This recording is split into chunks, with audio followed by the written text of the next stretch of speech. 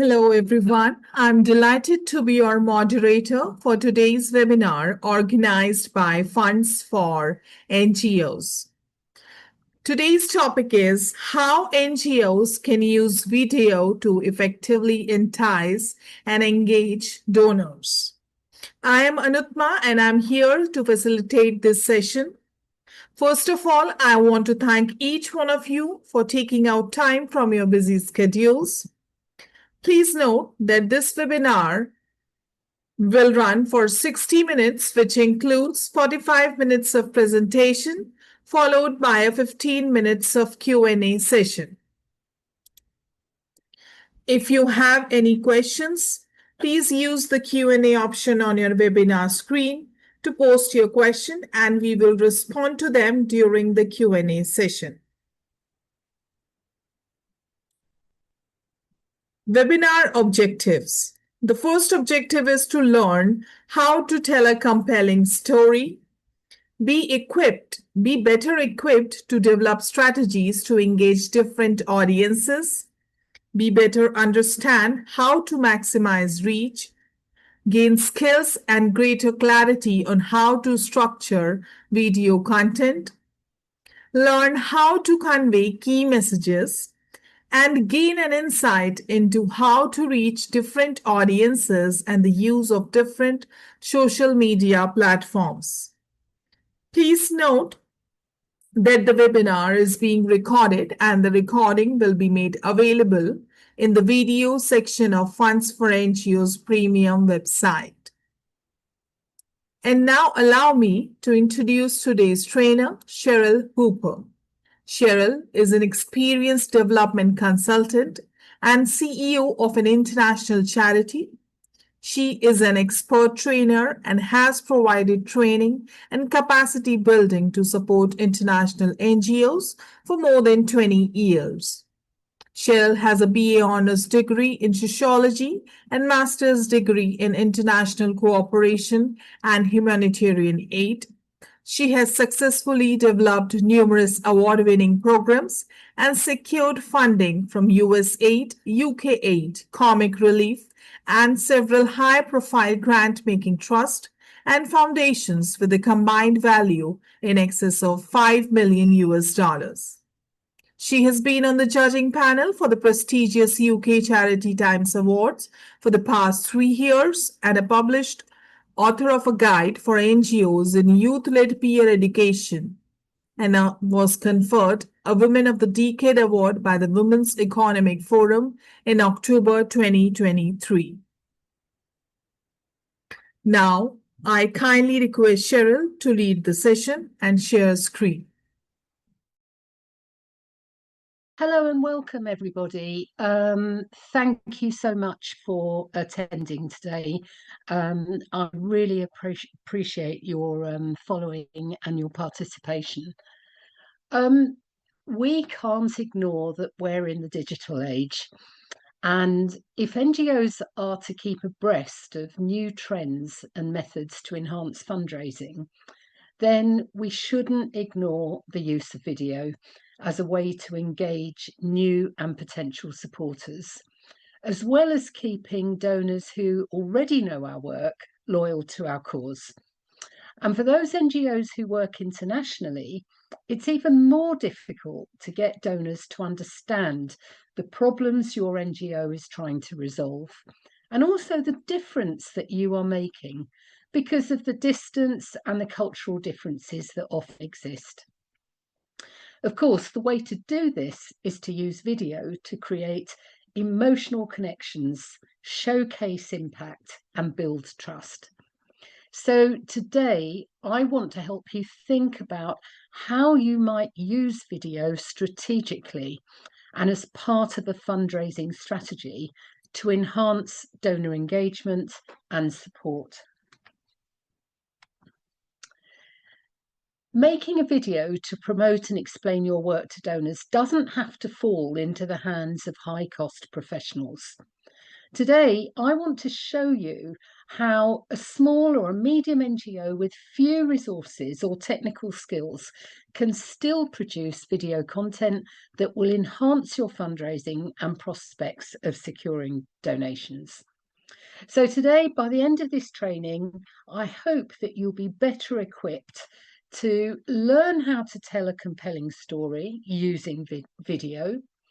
You will understand how to develop strategies to engage different audiences, and you'll better understand how to maximize that reach, how you can maximize the opportunities to reach as many people as possible. You should gain skills and a greater insight on how to structure video content, how to convey key messages, and also how to reach different audiences using different social media platforms. So the first thing about using video is that it's a fantastic way to tell a compelling story that will immediately attract interest and empathy from potential supporters. People are most likely to willingly donate if they can see for themselves the environment where you operate and hear directly from beneficiaries about their lives before and after your NGO has helped them. The way to keep the story authentic is to make sure that beneficiaries are the centre of the story. We all know that NGOs often do many different activities that are implemented because of the many different issues that you're dealing with. But when creating a story, try not to cover too many things because it can dilute the issue and the impact that you're making and the message. So think about just one aspect of your work that would make a good story and focus on that to start with. So, for example, if you're an NGO involved in wash projects, so water, sanitation, hygiene, for example, the story would just focus on how to access clean water. And this example is how a family can access clean water and how this has changed a family's life, rather than focusing on any other aspect of work you're doing or trying to cover every aspect of work that you're doing. So what you should do is, with video, what you should aim to do is to emphasize the results and the impact of your work and not just what you do. So use video footage to show the change you're making. If you don't have footage of the environment or evidence of what things were like before you started operating, it's possible to use photos and footage from the internet to demonstrate what things were like and then film what it's like now. And things like testimonials can be either with people saying things directly to camera, so you can go into your communities and ask people, or you can use quotes in text and put that on top of the footage that you've taken yourself. So one of the most effective ways to engage donors and new supporters is to build trust and show viewers that you're really making a difference. If you're a founder of an NGO, then you're in a perfect position to explain why you started the NGO, what drives you to make a difference. Even showing your office and working environment demonstrates that what you do is real and not made up. Walking through the village, going into the community, speaking to beneficiaries are all things that, whilst you may take this for granted, other people will find fascinating and are likely to want to know more. But what you really need to also know is what money can buy and how much things cost, so that you can make it clear using visuals. So, for example, if you show a young child walking to school, You can explain the distance the child walks each day and what the environment is like, and then say, for example, if you want to help a child like Mary, a pair of shoes costs $10 and will help her to continue to go to school for a whole year. As you show more visuals, you can explain the cost of a meal, which may be her only meal of the day, or the cost of a uniform, and so on. So all these things are a clear call to action and ask the viewer to do something without you actually making them feel guilty about it. You're just putting the facts out there and letting them see it for themselves. So these days, I'm sure you're all aware of the impact and influence of social media and the different platforms that are used on a daily basis. So different audiences and age groups use different types of social media platforms. And so it's important that you tailor any video in content and in length according to the different social media platforms. So Facebook typically attracts older groups, as does YouTube, but TikTok is typically a younger audience, and LinkedIn attracts professionals. So think about the type of content that would be appropriate and reflect the different platforms and the audiences that look at those platforms. And if you make just one video, then think about how you might edit that video to suit the different audiences and message you want to get across.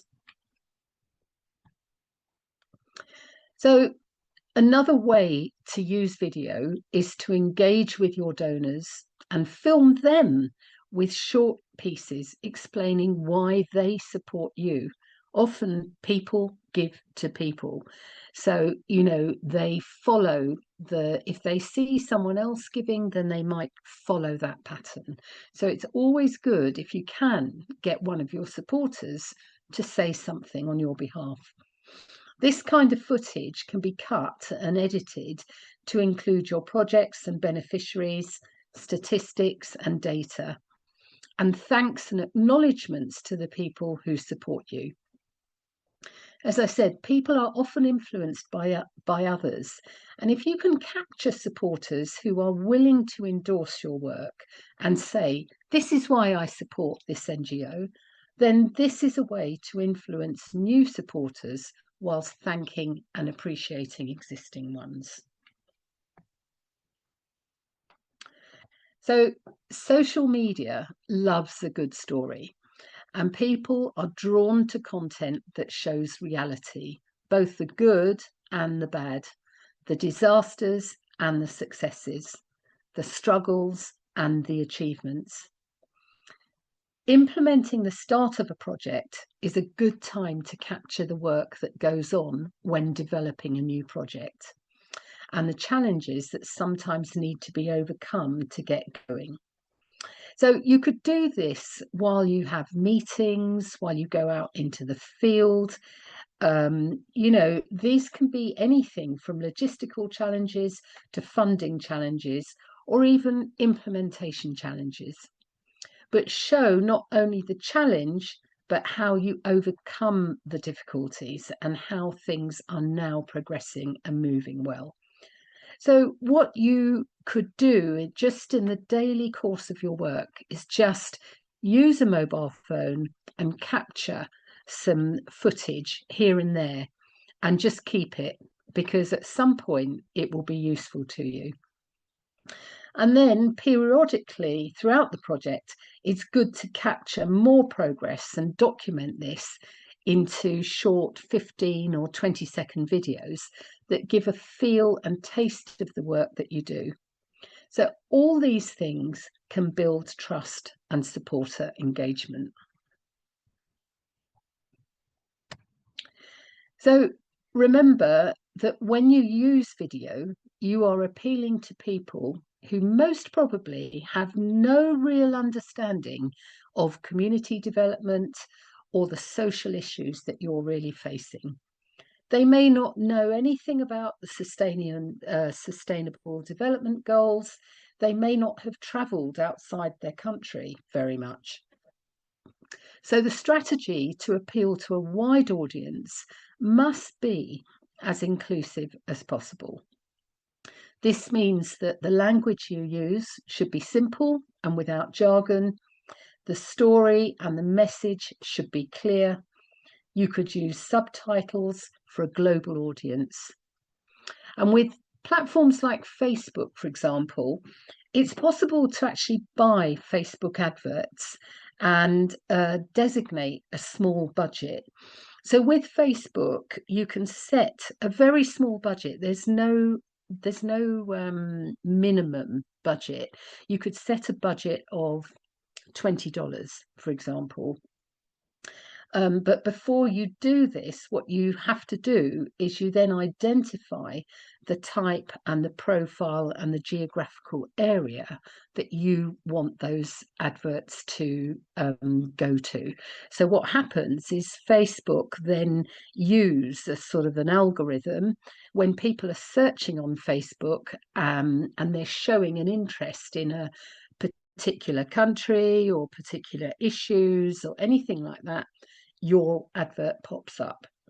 But that is something that, as I said, you need to be very clear on the type of audience that you want to reach. So it's perfectly possible to create compelling content and video footage using a good smartphone. The quality and the sound can be really effective and professional. But if you prefer to use a professional or an interested volunteer, then make sure that you provide a clear brief and explain exactly what you want by way of content. Now, later on at the end of this training session, I will show you a short video that I shot myself just using a smartphone to just demonstrate what you can actually do to create something without any real technical skills. So video is a very powerful tool for fundraising, which is most often overlooked and underrated, especially by small or recently formed NGOs. So if possible, start to think about using videos in all your internal and external communications, as well as photos. And if you have specific high-level donors, then personalised videos are a really effective way to engage them and help them to stay loyal. So I'm going to show you an example of a structure and a script to show you how you can actually create a very simple story. So good stories captured using video need structure and what we call a storyboard. So before you begin filming of any kind, think about the story you want to create and the key message that you want to convey from that story. And then just write down a simple storyline which would form the basis of what you need to film. And as said before, all of this can be done using a good quality smartphone and a bit of creative thinking. So in this story, the key message that we want to get across is the real life situation of a family living without electricity and the hardship they endure. So the second message is the difference that the NGO has made by enabling the family to have solar power. So by filming in the family home, the situation is brought to life, it's authentic, and it's engaging because the viewer feels that he or she has an intimate view of a real home. So by doing this, they should already be getting a sense of responsibility to try and help. But it's also important to show the viewer the actual work that the NGO does to make this happen. Solar power doesn't magically appear in Mary's house. So demonstrate the installation, the challenges to access anything else that might need to have been done to make it happen. And then finally, what is the impact and the change that has taken place because of the intervention? So you could think about how you might show this. It could be a family member saying something. It could be visuals showing children studying. What message do you want to convey? You'll see here that the message is simple.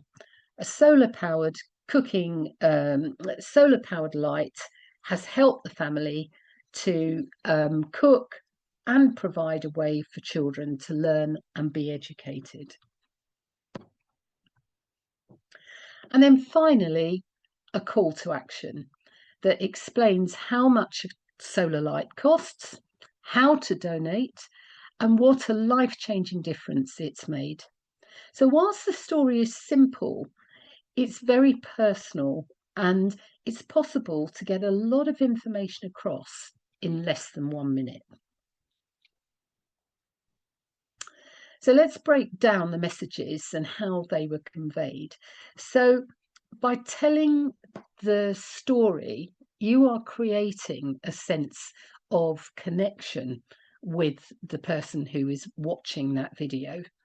You're humanizing the cause because you're using the beneficiary's voice and visuals. You're filming Mary and her family. It's a real life situation, and it's enabling a possible donor to look inside somebody's house and their life.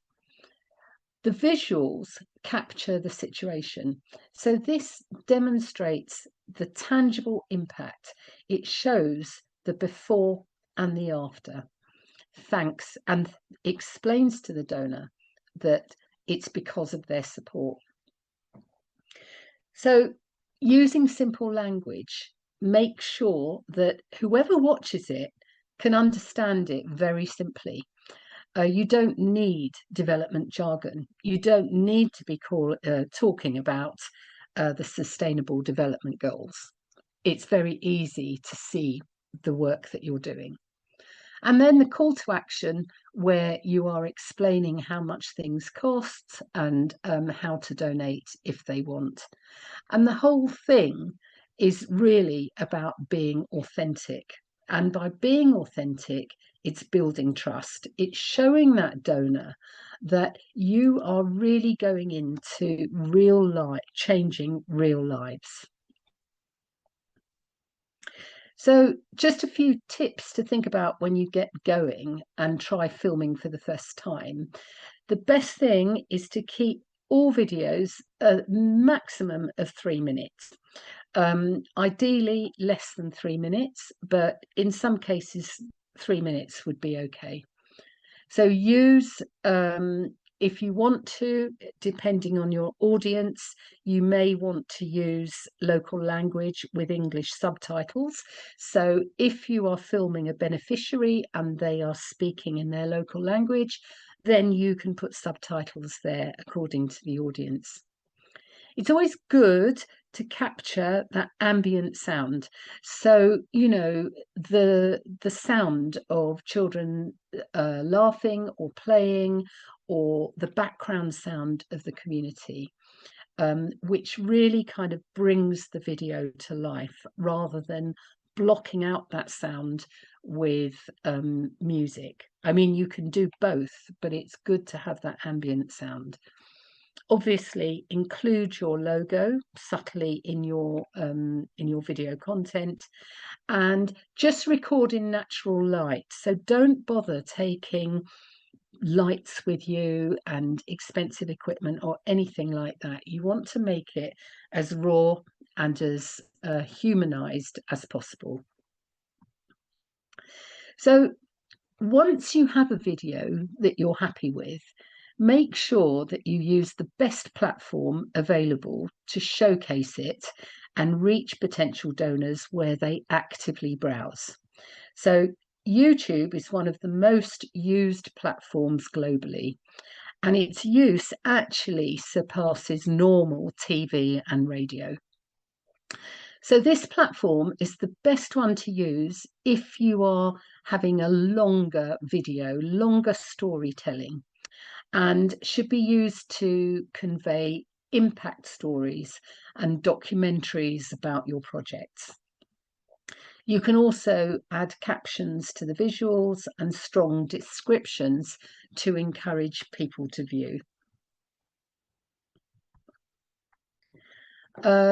So Facebook typically attracts older audiences, and it's a good platform to host short videos, possibly up to about 1 minute long. It's a platform where people can easily share content and reach more people.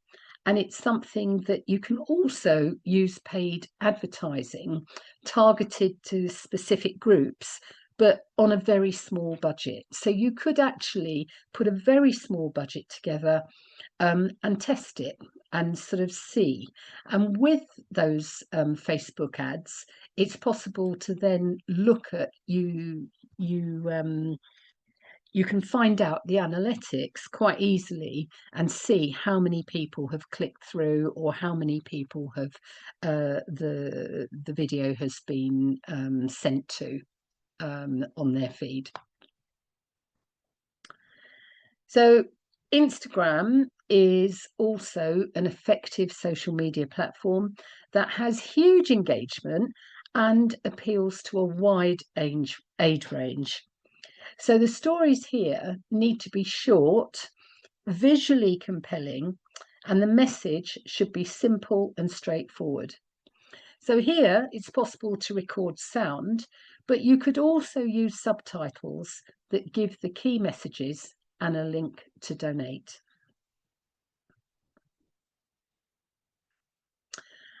But LinkedIn is a very different type of engagement. So whatever you post on LinkedIn, because it's a professional platform, whatever you post on LinkedIn should reflect the knowledge and capability of your NGO. So this is the type of platform that should position your NGO as knowledgeable, trustworthy, and impactful. Remember, you get a lot of potential donors on LinkedIn. You've got a lot of businesses, companies, trusts and foundations are all on LinkedIn. So it's something that if you're a newly formed NGO, it's a way to build credibility.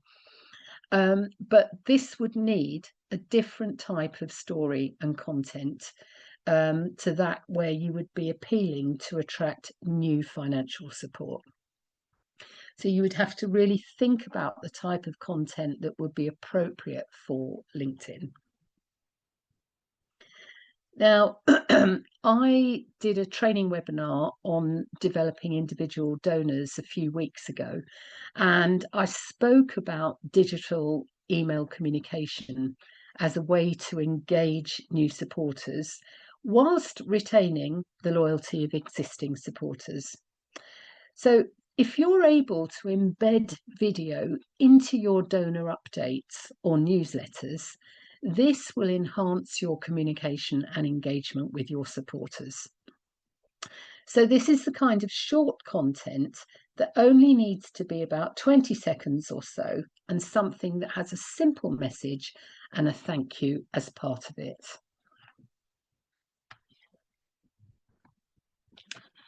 And of course, every NGO, regardless of how new or established you are, should have a dedicated website because it's the first thing that people will turn to. So this is an ideal opportunity to put your NGO story on your landing page, as well as other impact stories. And if you have groups that are part of a membership, for example, alumni who've been supported through school, for example, by your NGO, or groups of supporters or other service users, it's possible to send short video updates through WhatsApp, but you should really consider this carefully because some people don't want to get clogged down with lots of content on their phones on WhatsApp. But obviously, increasingly, people are using WhatsApp as their main communications channel. So it is possible for you to even reach audiences using WhatsApp. And then, of course, one of the most trending platforms is TikTok, which typically attracts a younger age group. But it will eventually draw in older, more mature adults who, like YouTube, will begin to use this more frequently. And it's been seen the same with Instagram. So where Instagram was originally attracting a younger audience, now greater numbers of more mature users are going on to Instagram. And so it's only a matter of time before older, more mature people are going to start turning to TikTok. And so this is something that is definitely worth considering, and not thinking, well, it's not our audience. So just some tips to really maximize your reach. So the first thing I mentioned earlier is to repurpose your videos. So what you can do is you can take a video that you have created, and then you can repurpose it and cut it or edit it into shorter versions, which you can then use for Instagram, WhatsApp, TikTok, and things like that. Now, one of the things is you might be thinking, well, how do I do that? Where do I do that? I use a platform called Canva, and most of you, I would imagine, are familiar with Canva. If you aren't familiar with it, then you should definitely take a look at it. It's canva.com. And Canva has got ready-made templates that you can use for Instagram, TikTok, and things like that. So you can literally go on there and just drop in your video footage and put in the content that you want. So another way to maximize your reach is to find influencers. So people who are gaining big followings on Instagram or TikTok or the other platforms, YouTube. Make an approach to them and ask if they would be willing to share your content or to endorse what you're doing. So of course what you need to do is to find people who are working in the same field that you're working in. Paid promotions, that's where I've mentioned again, if you wanted to, you could try paying for a series of adverts on Facebook and just have a look and see whether that's increasing your engagement. And then obviously, if you do that, whatever you do, it's important to track the performance of the platforms that you're engaging in. So, check on the analytics. How many people have clicked through? How many people have opened up your video?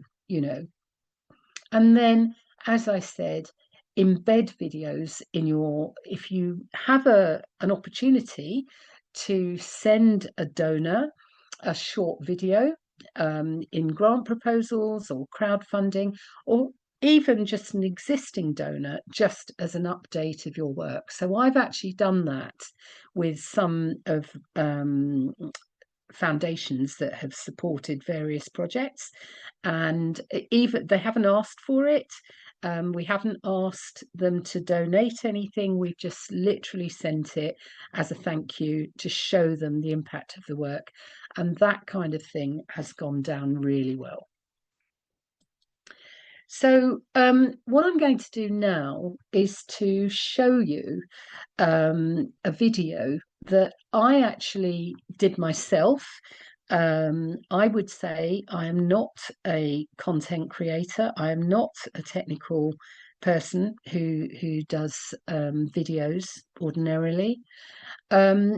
All the footage was shot on my mobile phone, and basically this video was shown at an event at Christmas last year, and it was shown to highlight the work of the NGO that I was working for, but it was also to try and demonstrate the impact of the work. And it was, as you can imagine, if you're an NGO doing lots of different projects, then to try and get a message across simply to an audience where I would say 100% of that audience had not been to a developing country. I would say probably 80% of them didn't really understand about development issues. They were the ticket prices for the event were donated to the cause. But the majority of people turning up really didn't understand. What they wanted to do was to support a charity, feel that they were making a difference, but also having a nice evening. So I'm going to talk you through this to show you what you can do. And it's just a short 2-minute video. So what we wanted to do was to really, so if I just start this. So what we wanted to do to begin with was to really show the audience the distances that the NGO is travelling, and the remoteness of some of the communities that were being supported. And so the first part of the video is to really try and establish the context of the work and explain very simply some of the challenges that take place.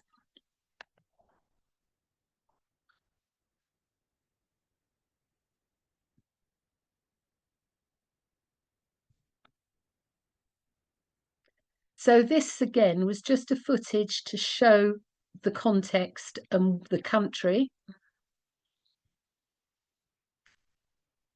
But then to also demonstrate some of the simple logistical challenges of visiting some of the communities where we were working.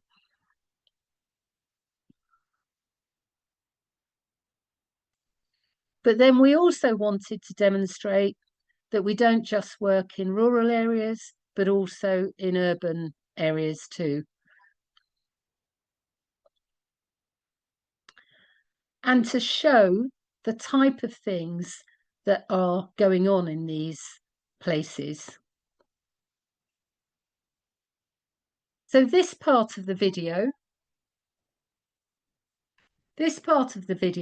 then moves on to how the NGO is working and what the NGO is doing.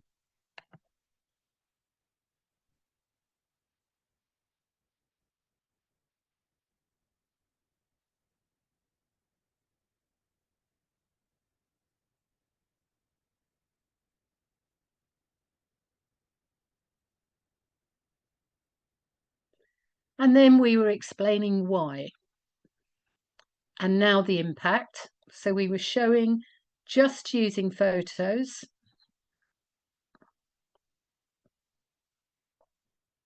Without much explanation, the photos speak for themselves.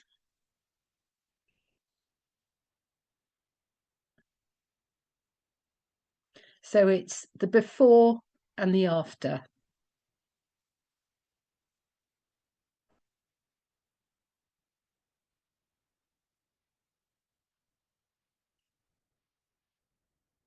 And then the impact of the NGO after that time.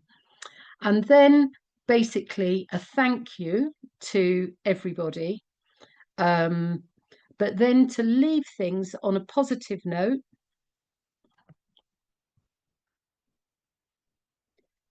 Just something like that. Now, that was a very simple video that was just literally done using Canva. That was just a very simple way of demonstrating the impact and the work of an NGO. And that was just literally shot in the field using a smartphone and then put together using Canva. And so, and Canva is a platform that you can use for free. It does have a paid side to it, but that was all done on the free side of Canva. So I hope that's brought me to the end of this training session. I hope that's given you an insight into how you might use video in future. And I would be very happy to take any questions you may have. Okay, thank you.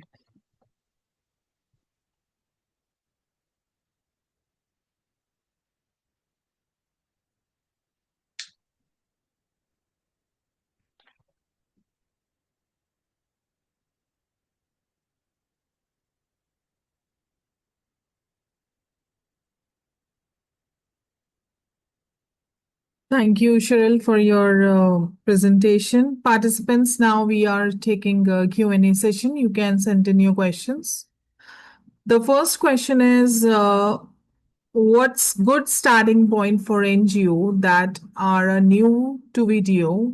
Should we begin with short media clips or longer storytelling pieces? Yeah, I think that's a really good, I think it's a really good question.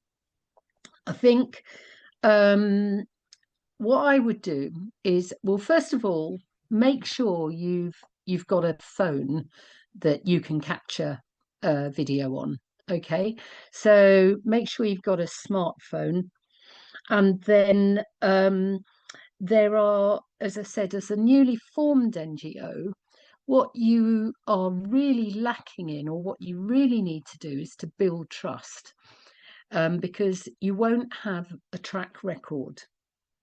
So the way to do that is, if you have members of the community who are well respected, or if you have members of your management committee who are well known or well respected in the community, or professionals, say you're a health charity and you have doctors on your board, use testimonials and endorsements. So film some of those people out in the community, just saying why they support your NGO or why they've got involved in your NGO.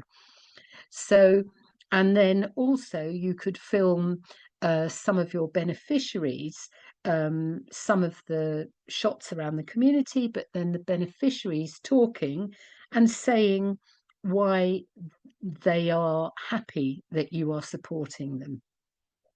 And then when you've got that footage, then you can start thinking about the story that you want to convey.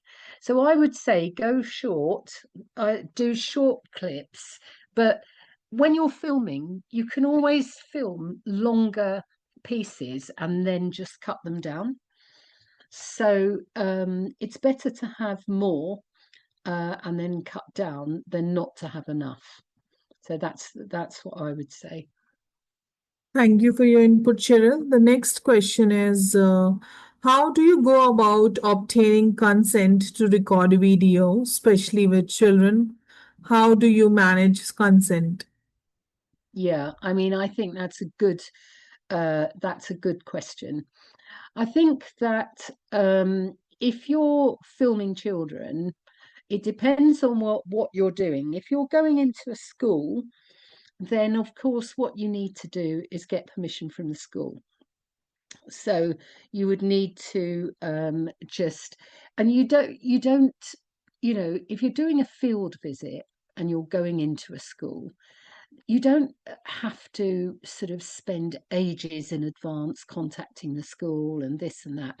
The chances are, if you meet the head teacher and you say, is it possible for us to just take a few clips of the classrooms or children while they're learning? We won't feature anyone in particular, and it's just a sort of pan around the classroom or something like that. The head teacher should give you permission, and if they have forms that you need to fill in, then fill in the necessary forms. If you're filming in the community, what you can do is you can take forms with you. So if you're talking directly to somebody and you're filming them, then it's good to ask their permission if they would mind. If you don't speak their language, then you would have somebody local interpreting for you and saying, would they mind talking to them?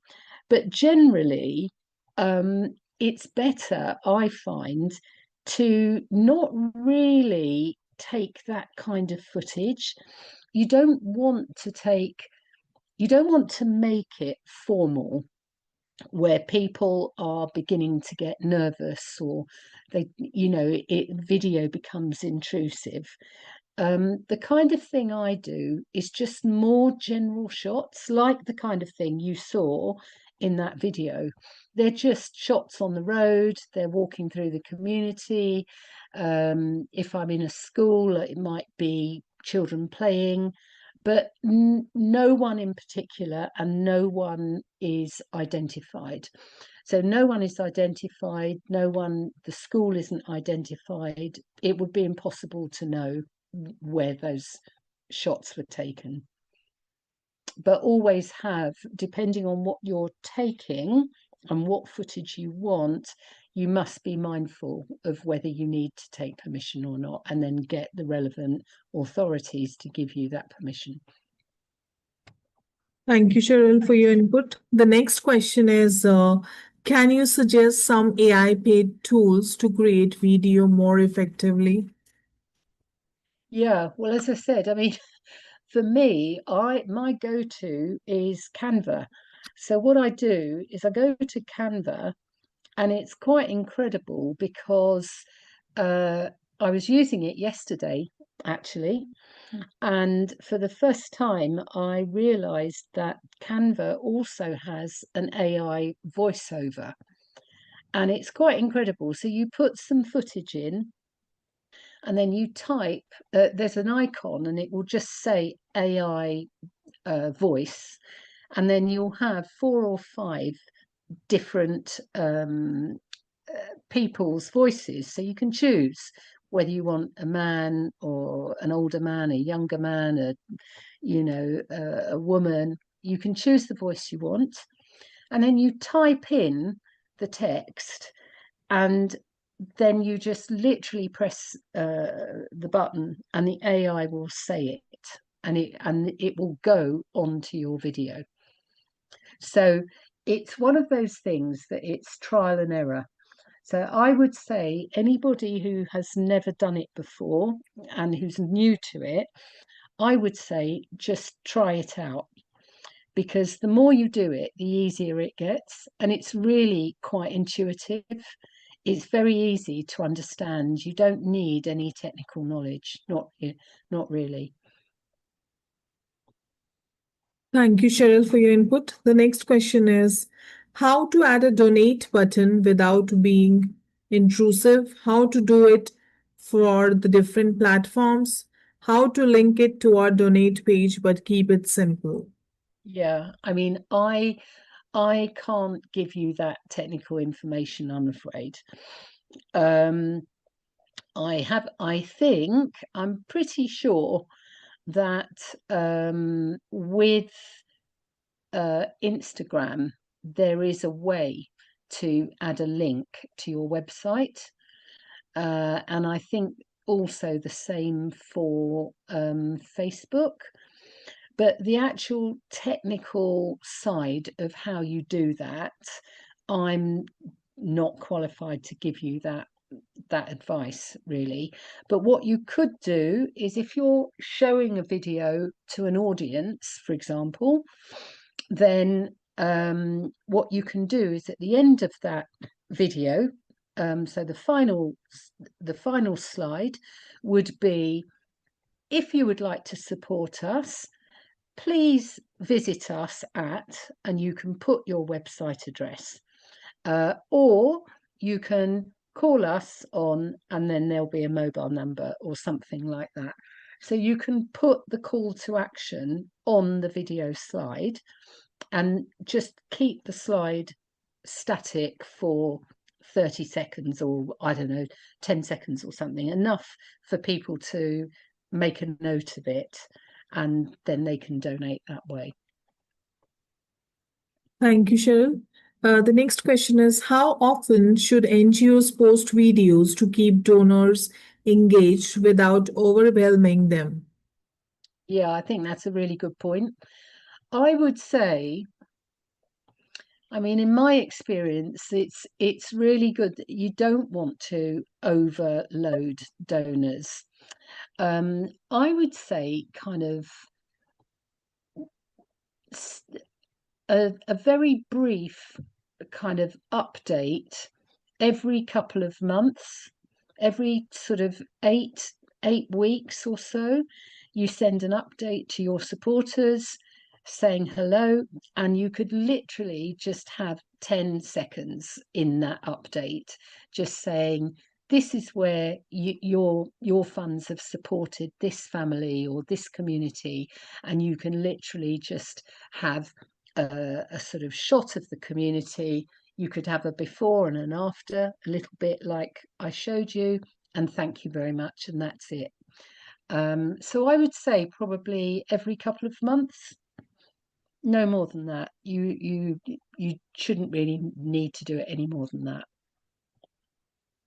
Thank you, Cheryl. The next question is, what key metrics should NGOs track to know if their videos are actually influencing donor decisions? Well, I mean, I think as far as I know, all these platforms, when you set them up, and you can go into the analytics, so they will tell you how many hits you've had, or how many times people have opened it, or what the engagement is. So I think with your website, if you have a website, then you should be able to find out quite simply how many people have viewed your website, whether they came from a mobile phone, whether it's a desktop, what pages they've landed on. All that information should be available to you through your website. And then I think with the different platforms that you use, there's also, when you go into your profile, I think you'll probably find that you can look at those analytics quite easily there as well. Thank you, Cheryl. The next question is, what type of videos do donors usually respond to the most? Yeah, I mean, I think that's a good question. I think the stories are the thing that captures donors. It's the real stories. People like they like sort of hearing about other lives in much the same way as people watch dramas on TV, or go to the movies and watch a film. Those things are engaging you because people are interested in other people's lives, and those lives are fantasy. But people are also interested in reality. That's why there's so many reality shows all over the world now. So there are so many reality shows about people, and that's what engages donors. So the more you can tell personal stories and make your content and your stories real and authentic, the better. And I think that would be the best way of engaging donors. Thank you, Cheryl, for your input. The next question is it better to post videos on social media or send them directly to donors? Well, it depends on, I mean, I think if you're able to do both, then you should do both. Sometimes, some NGOs, they don't have it's difficult because you really, in this day and age, you have to have a social media presence. But there are many, because of the nature of the type of people who support NGOs, because a lot of them are typically older, they don't necessarily look at social media that much. But at the same time, you do need to have it. So I would do both. I would post on social media if you can do it, get a volunteer if you don't have somebody within your team to do it. Usually somebody who is young and who uses social media all the time, and see if they would be willing to volunteer for you. And then updates to your funders or to your donors, but without an ask. So don't ask for money. It's just updating them, because that's the way of building the trust and building the loyalty. Thank you, Cheryl, for your input. Dear participants, due to time limitations, we cannot cover all the questions posted here. As now we have reached the end of the webinar, I want to thank each one of you for your active participation. And we would also like to thank you, Cheryl, on behalf of entire team and participants. Participants, please take a moment to fill out the feedback form for today's session. Your input is crucial in helping us to improve. If you have any questions or suggestions, feel free to contact us at support@fundsforNGOs.org. The feedback form will appear on your screen in a moment. Once again, thank you to all participants, and we look forward to seeing you in our next webinar. Thank you, everyone. Take care. Thank you. Bye-bye. Bye.